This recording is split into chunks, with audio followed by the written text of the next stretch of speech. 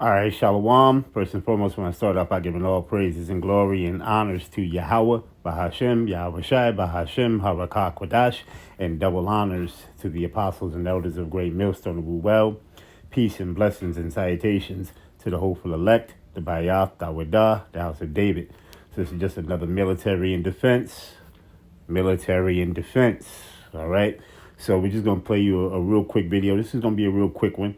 Right, because we have this video of them showing Iran's missiles, you see, and they're talking about it. But I want to just go in. I want to show you the video, and then we're just gonna close up. All right. So this is military and defense. Shahab 1 and Fateh 110 are considered short range, traveling about 300 kilometers.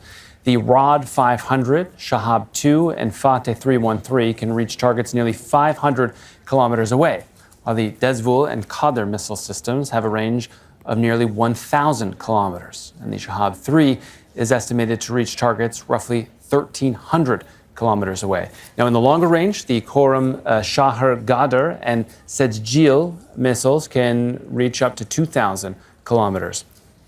All right, Wolfgang Pustai is a security policy and defense analyst. He joins us now from Vienna. So I wonder, from your perspective, we've been hearing a lot of saber rattling from the Americans about how long they can go on and how much ammunition they have. Obviously, similar things coming from the Iranian side. In your view, who actually has the stamina for this war to drag out for longer?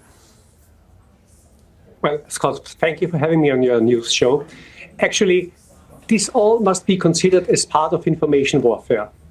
On one side, the Americans, especially Donald Trump, but also the Israelis, they want to send a message to Iran: don't expect this to be over within 1 or 2 weeks. Don't expect that we can fight only for 1 or 2 weeks.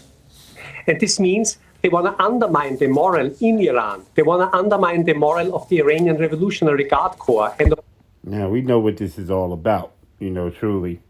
But the point of it is I wanted to, show you their missiles and show you the missiles that they do have, that they do possess. All the others in fighting against the offensive of Israel and of the United States to the way that they give up. On the other side, of course, consequently, Iran wants to send the message by the ongoing missile salvos towards Israel and by the ongoing attacks on various facilities, military American and civilian facilities on the Gulf states, that they also can continue the war forever.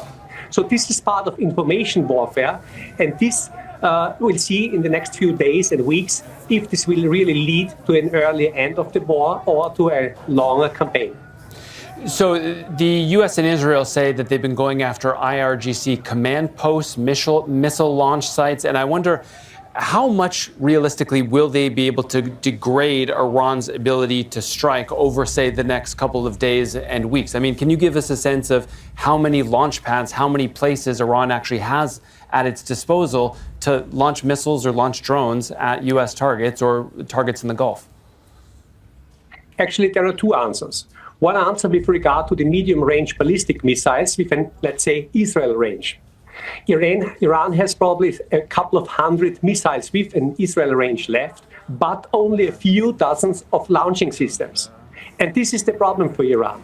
And if you compare the number of missiles launched in a salvo during the 12 days war and what is launched right now, and the time gaps in between them, it's quite clear that the capabilities of Iran to launch missiles against Israel are significantly degraded. That's quite different with regards to the Gulf states. Iran has probably about 1,200 to 1,500 short-range ballistic missiles with a range to reach the western shores of the Gulf. These kind of missiles, short-range ballistic missiles, fly lower and slower than the medium-range ballistic missiles and are easier to be intercepted, obviously, than the other ones. Nevertheless, they are a significant threat, and the challenge is, even if everyone says he has enough ammunition, the challenge is to have enough air defense missiles to shoot these down. And even a bigger problem for the Western Gulf states is the drone threat. Iran has between 12,000 and 15,000 drones of a type with a range of more than 300 kilometers.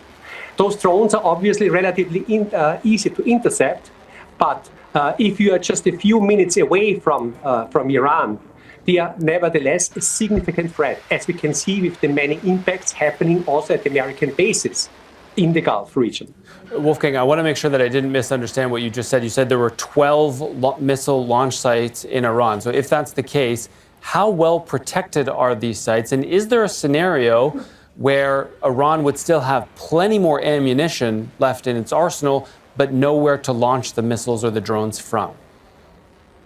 Yes, there are a couple of dozen mobile missile launchers still available to Iran.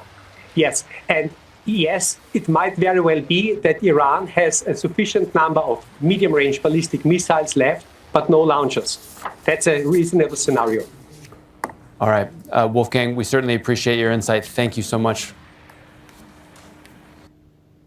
All right, so with that, I want to say shalom.